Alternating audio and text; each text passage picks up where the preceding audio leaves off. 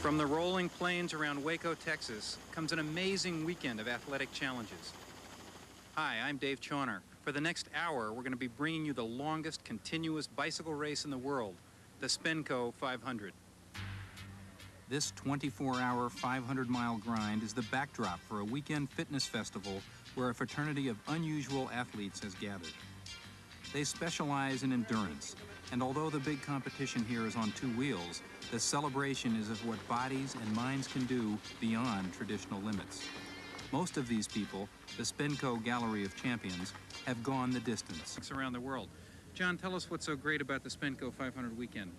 Spenco 500 weekend is more than just a bicycle race of 500 miles. It's also a festival of fitness. We've got running events, we've got walking events, we've got mass participation cycling events, and we also have aerobics.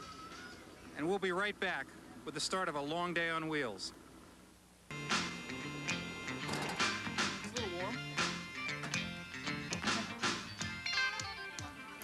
Is used to such things. In 1987, Michael Seacrest won the nonstop race across America in 9 days. To him, a 500-miler is no big deal. His pre-race strategy is also simple.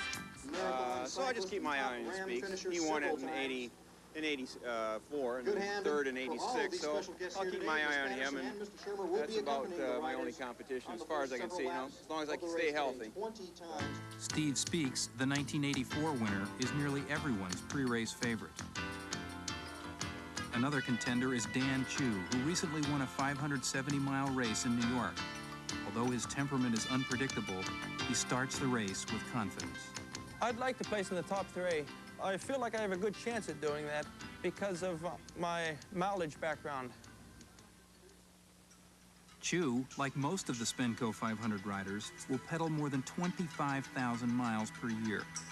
In all, 28 men and 5 women from 25 states and 5 countries were up for the unique challenge.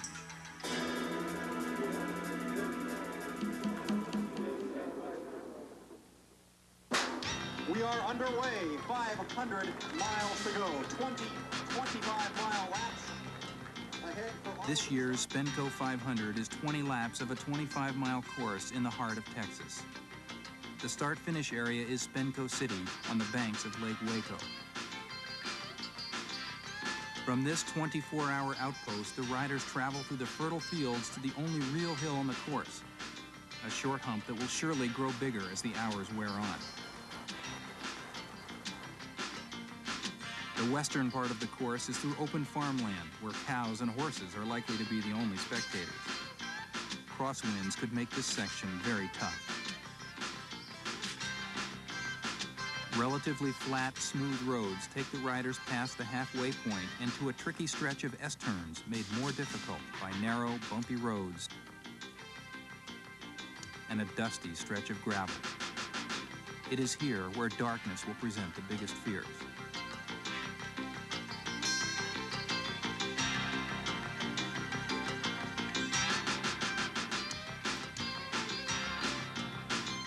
More turns and rougher, narrow roads characterize the last third of the course.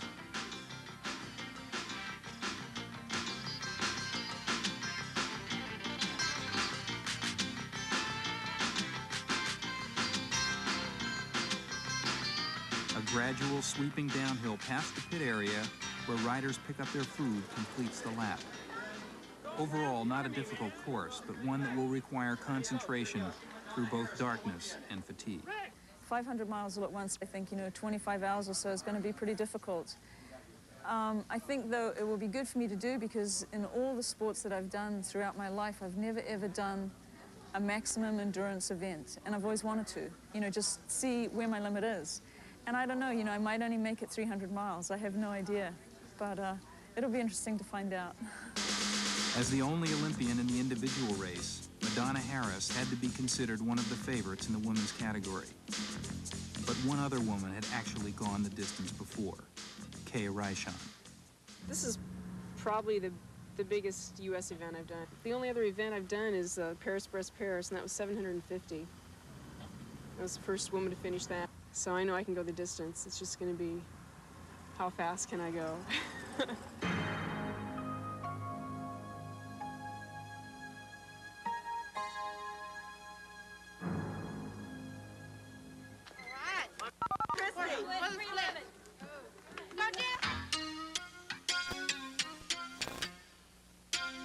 It's early in the Spenco 500, and not surprising that the first 25-mile lap was ridden by the pack at a leisurely 21 miles an hour.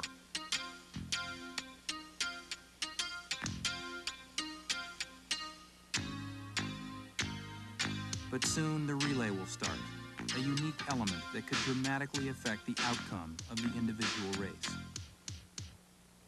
The relay rules are simple. There are 5 riders per team.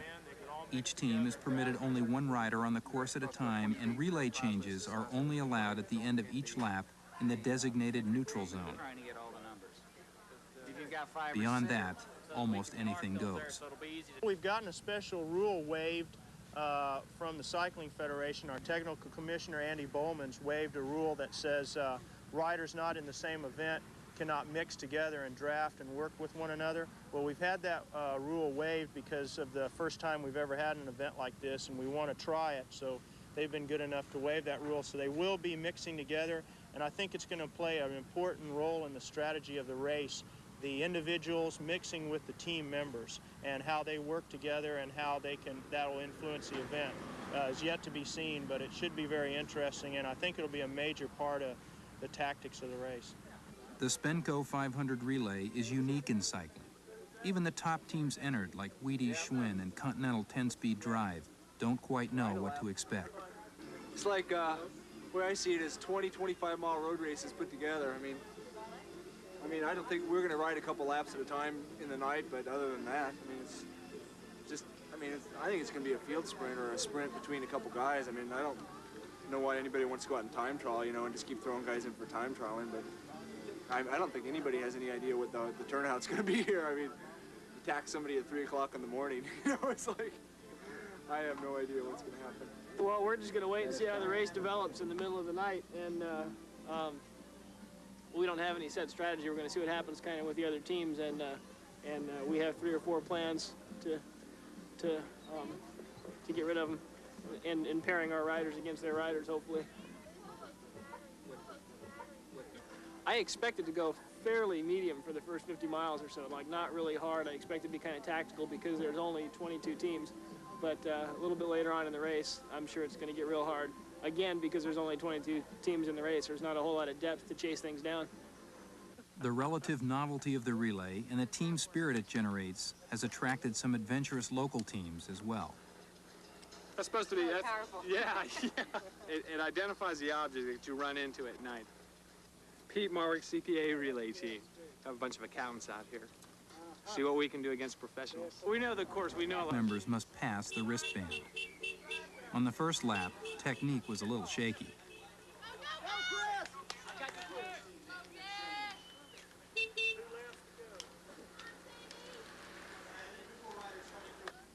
But as the race wore on, exchanges smoothed out, and the critical factor became the controlled pace through the exchange zone. Without this control, teams who elected not to pass the wristband, riding by in the through lane, could gain critical time. 19 laps to go, riders. 19 laps to go at the front right now. Continuing on through for the start of the first. Second lap is rider number... The newness of the relay concept was the subject of speculation. Everyone had his own opinion on what would happen. I think it's going to be aggressive after dark. Everybody wants to get around the course once and take a lap and stuff. I think you're going to see teams looking to play off certain other riders, and I think most of the shenanigans is going to go down in the dark. You realize only 8 hours is in the daylight, and about 12 or more of this is going to be at night. But for the first laps, settling in was the universal strategy. Catching the individual riders and the real race would come later. We're going a lot faster than they are. We're gaining almost 10, 15 minutes a lap on them. They may not want to sit on us because we're going pretty hard. If they try and sit on us, it may actually hurt them, because if we're going 30 miles an hour, that's a hard pace to even draft at.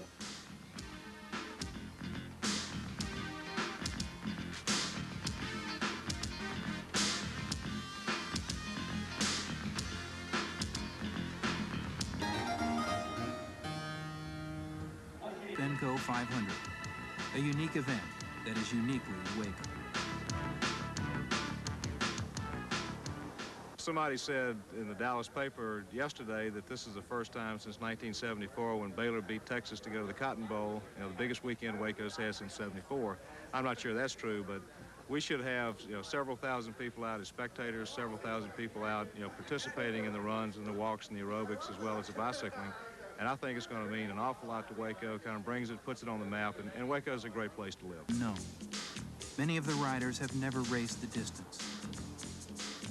Others have never ridden through a long mountain.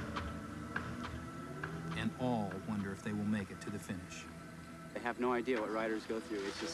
It's totally inhuman. You know what I mean? It's just different. It's different. You have to ride alone. It's the individual. It's you against sleep deprivation. I mean, you have hallucinations. You get tired. You fall off your bike. You see things. You bonk all the time, running out of energy and things like that. Your feet feel like they're going to fall off. Your head feels like it's going to fall off. It's just so painful.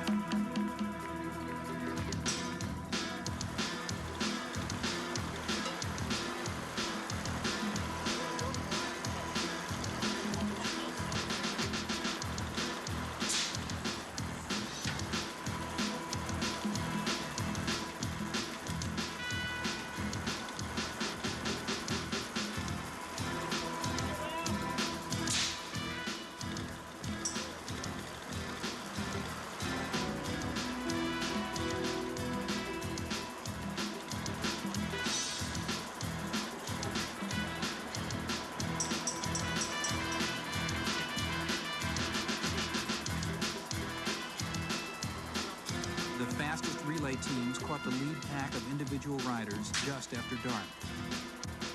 The strongest, or perhaps most foolish, of the individuals stuck with the near 30-mile-per-hour pace.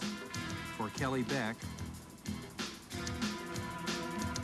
Jeff Bolt from Davenport, Iowa, and 18-year-old newcomer Chris Petty, it was a big gamble. But it was more than a gamble for Petty.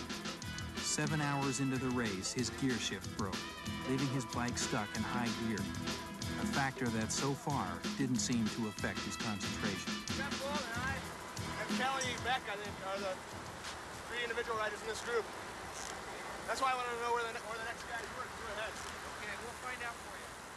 Thanks. How far are the leader? Madonna Harris, the current women's leader, opted not to stay with Petty, Bolt, Beck, and the flying relay riders. Race favorite Steve Speaks had made the same choice. By 9 o'clock, they were already nearly 3 minutes behind.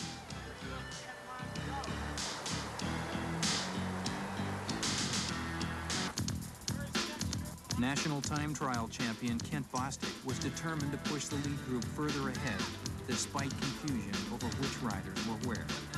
How many guys are in that group 2 minutes back?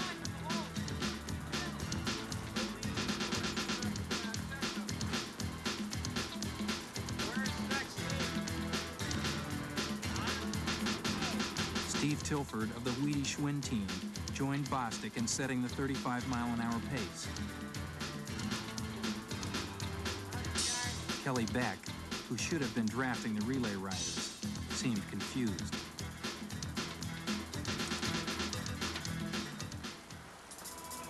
Racing a bicycle through the night can produce strange effects.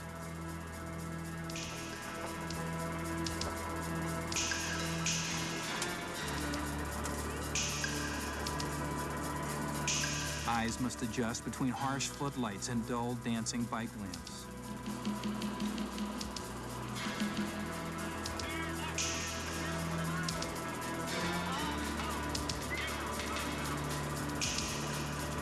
Shadows shrink and grow as if leaping out from behind trees. At first, these surreal conditions create exhilaration. The relay teams rode their first lap after dark in 56 minutes, the fastest of the entire race.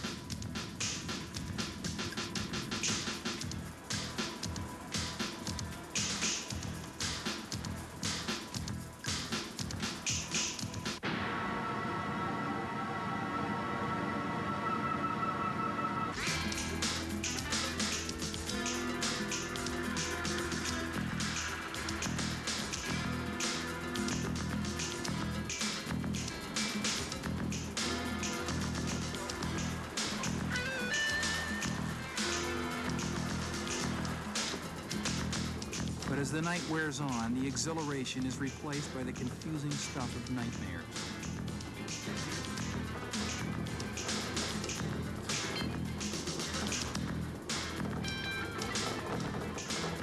Reason disintegrates. Take it easy, guys. And tempers flare. One thing I didn't like is that they attacked in the switching zone here, and the group was all split up. So I was at the back, and I have to chase them all back, you know. And then later on, when I catch them, I was trying to screw around with those guys, and then here again, they were trying again to make a fast speed through the switching zone, and I said, this is it. You can't do that. At this point, you have to go relax, otherwise it's going to be accidents. One of the problems is some possible visual distortions. You've got the stress of after riding, 12, 14 straight hours. That's stressful for anybody. And on top of that, it's dark, so you don't see quite as well. And you begin to see things sometimes. Shadows may begin to look like things that they don't normally look like. And so there's a few mind games there that some of these riders may experience, even the first night. What can they do to fight that? Really trying to maintain a focus. Again, I get back to that focus thing of what they're doing out there, where they are, and what the purpose is, and trying to, I guess, even visually, just try to focus on the point of light that your headlight makes. That's one of the... Nourishment throughout the night is critical to keep energy levels up.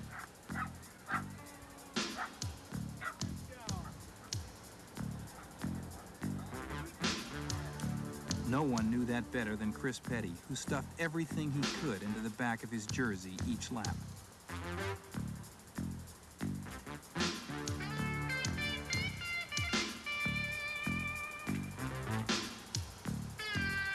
As the night wore on, the pits became an oasis of light in the Texas darkness. When Team Blackwood dropped off, do you remember what happened in that? It was in the pit. You won't find me very many road bikes with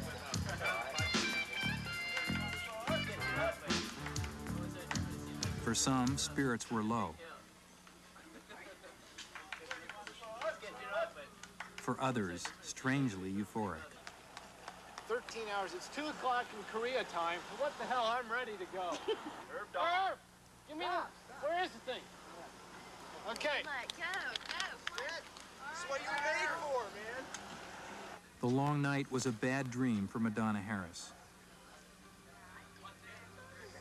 Her most recent competition had been the 50-mile Olympic road race, hardly the preparation needed for a round-the-clock effort.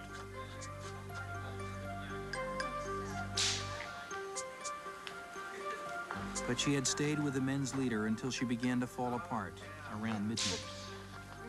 With nearly a 2-hour lead over Kay Ryshon, Harris napped for an hour and a half. Getting back on the bike was difficult. Oh, thanks. Oh, if I can get on my bike.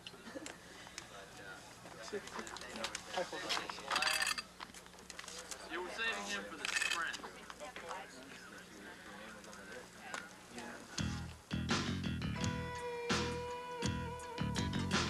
Everybody's gotta push sometime. Pump it up and toe the line. Find the strength to move into the night. Push real hard. Keep up the fight.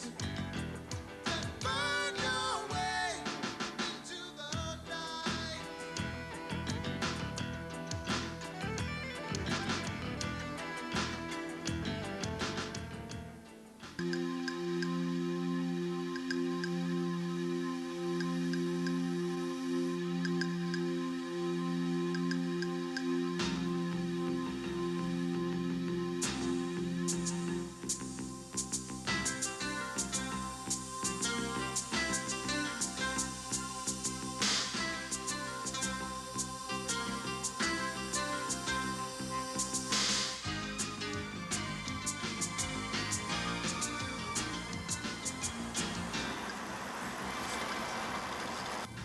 At dawn this morning, 18-year-old Chris Petty had a 23-minute lead in the individual competition.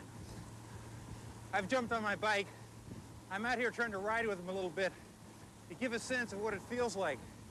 I've only been on my bike for about 5 or 10 minutes versus the 18 to 20 hours that these guys have been out here pedaling. It's unbelievable the pace that these guys are going at. See if we can get a word with Chris.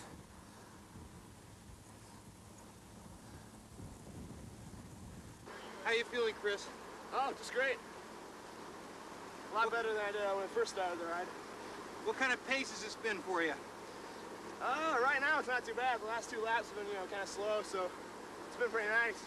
Feels pretty tough to me. The first 200 or 300 were really hard. They were really fast. How did you make it through the night? Just ate a lot of food.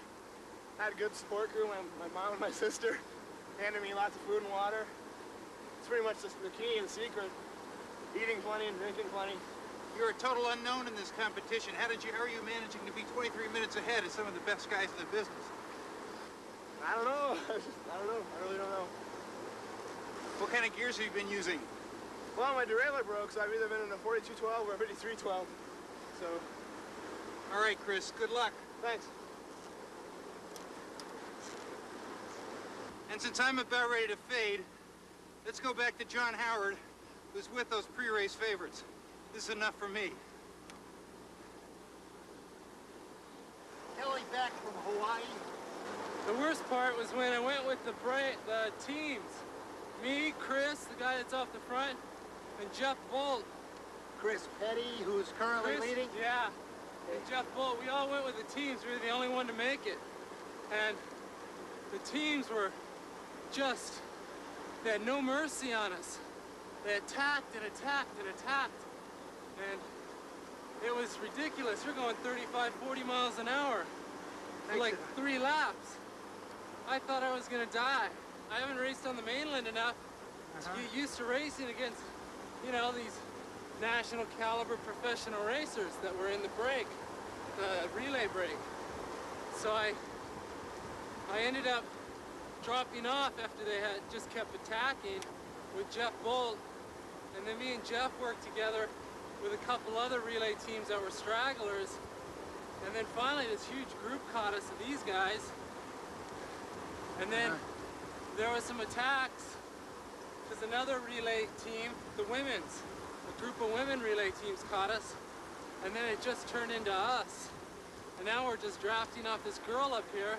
And how does the delicate male ego handle that? I don't have a delicate ego. I don't.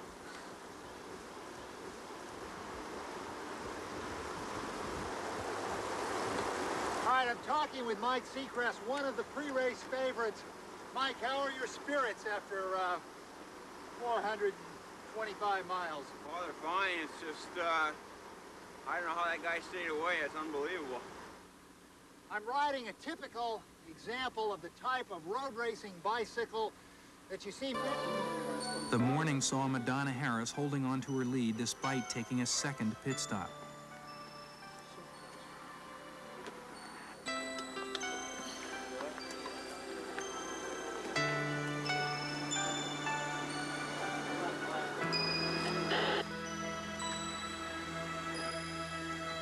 It's so cold in my lungs, you know?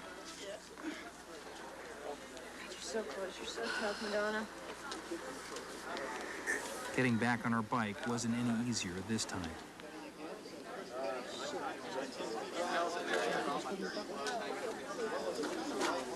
I changed the stuff in your bike. This way, Constantine, go ahead.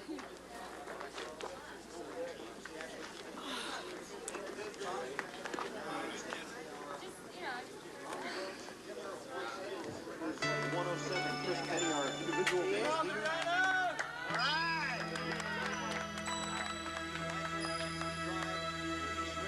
Mike Mark, team members. 3 relay teams had hung together through the night, and now, with only 2 laps left, had outdistanced the individual riders and all the rest of the relay teams. Mike Engelman of Wheatie Schwinn was to maintain position so Michelle Vartan, the team sprinter, would go in with the leaders for the final lap. Kent Bostic, Continental's powerhouse time trialist, had different plans. Well, I attacked a bunch of times, but they were watching me pretty heavily, you know, because they expected us to make a move every time. Like I was hoping, I attacked on a little hill on the backside of the course, and then Engelman brought Sundquist up, and they rode cautiously. They were sitting on, and then they'd pull a little bit, and then I'd attack again, and then they'd watch me. So after that, the element of surprise was gone. It's pretty hard now when it's down to 3 guys. You know, there's not that many obstacles on the course, so it's going to come down. It's probably going to come down to a sprint this time.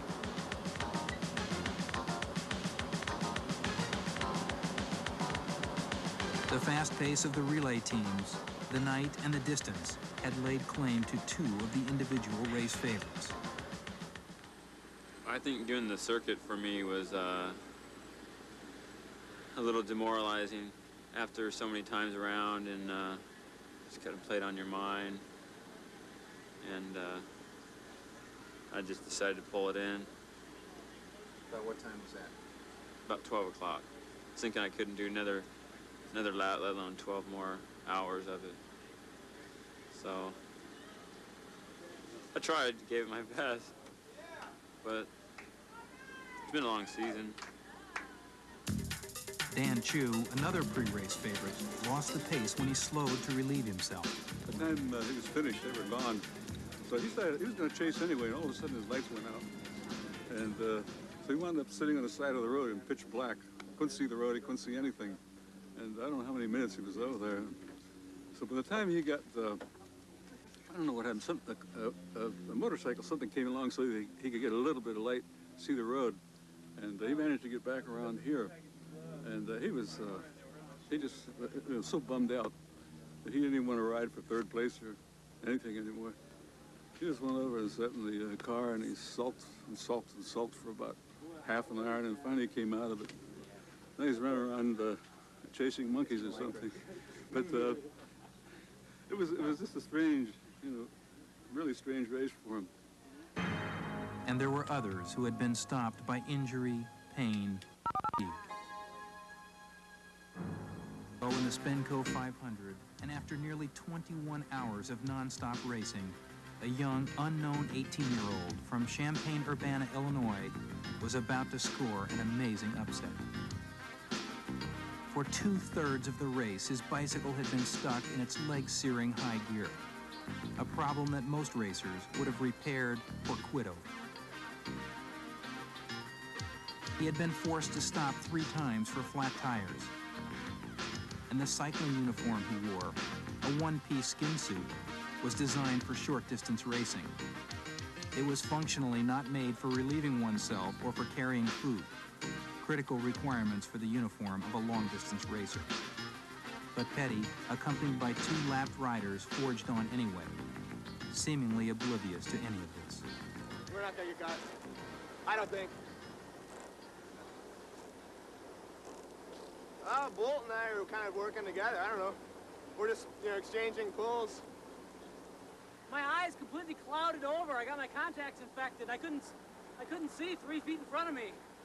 So I sent out 2.5 laps, and I'm going to finish exactly 3 down. But they tell me I might get a place for that. So I was 2nd place most of the race until my eyes went bad. The doctor said I must have had an allergic reaction to something or other. And it was just, I thought my goggles were fogging or something, but I took off my goggles, then I took off my contacts. My eyes were just like that. So I got kind of scared. And then I took off my contacts, put on my glasses, and sat around for 2.5 laps. And my vision came back. It's as good as it ever is with my glasses now. So at least I'm going to get a workout this afternoon. Jorge Newbery, an ultra-endurance specialist from Southern California, had jumped away from Seacrest, Templin, and Beck in a desperate effort to avoid a sprint finish. He was holding on to a slim 50-second advantage. For Madonna Harris, it had been a battle against herself. With physical reserves exhausted, it was willpower that kept her going. I didn't make it with only 20 miles to go. In watching Madonna Harris and the other individual competitors go through nearly 24 hours of mind-numbing, leg-aching effort, one can't help but wonder why. Why do they do this? The answer is not clear. It is somewhere deep within the psyche of the ultra-endurance athlete. I run into the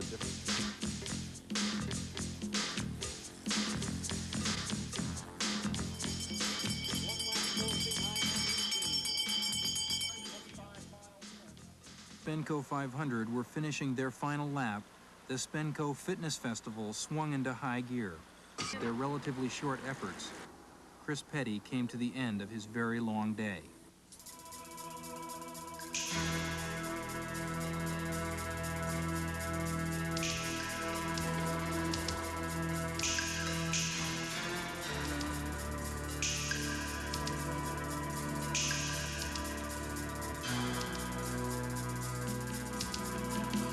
There was no need to sprint. The Spenco 500 had been his since the middle of the night. Finishing up here, number 5 and number 107. Number 5 and number 107, that is. How you feeling, Chris? Pretty good. What was it like out there? Grueling, long, tiring, hard. Did you ever think you were going to win? Not until 2 laps to go. I really wasn't sure. You know, you really can't tell ever. Was there a particularly bad time that you had to go through at any time in the race? Yeah, when I got my 3rd flat tire, and I had to try and bridge to Michelle Barton, Bart Bowen, and Mark McCormick, and I bonked really bad and ran off the road 3 times. Was really dizzy. I came in to get some food and I was shaking. Whenever I'd blink my eyes and I'd open them again, but things were still going in and out. I mean, it looked like my eyes were still blinking. Michael Seacrest, one of the strong pre-race favorites, had to settle for second. I didn't realize, you know, they said he was out there. I said, there's no way he could have stayed in it. So, did a phenomenal job. His gear cable was broken. He was riding in a 12 the whole time. That's what I heard, yeah. That's I give the man a lot of credit. With all the wind out there and the terrain, it's a heck of a job. Have you ever heard of him before? I've seen him in criteriums. So, I think I've probably been in 1 or 2 criteriums with him, but, you know, it's a whole different style of racing, but he did a hell of a job.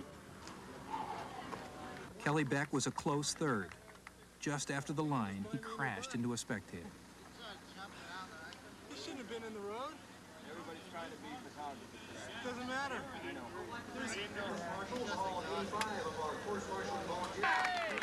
And finally, despite 2 long pit stops and an early morning crash, Madonna Harris got her reward. And no, this is the individual women's winner. This is Madonna Harris. Madonna Harris finishing ahead of the second-place team. Madonna Harris.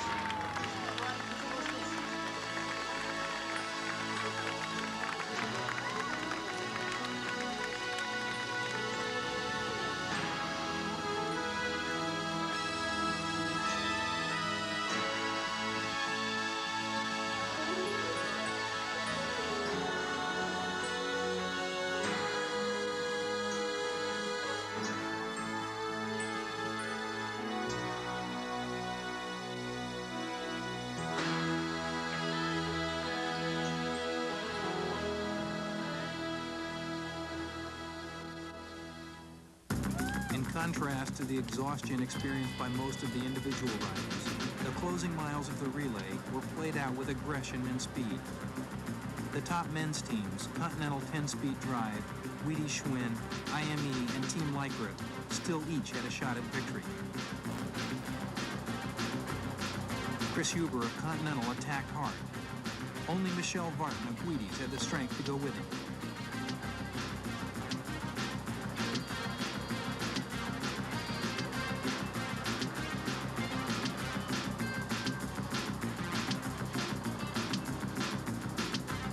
Within 2 miles, they had opened up a 15-second gap that grew fast. It would come down to a sprint finish between Wheatie Schwinn and Continental 10-Speed Drive.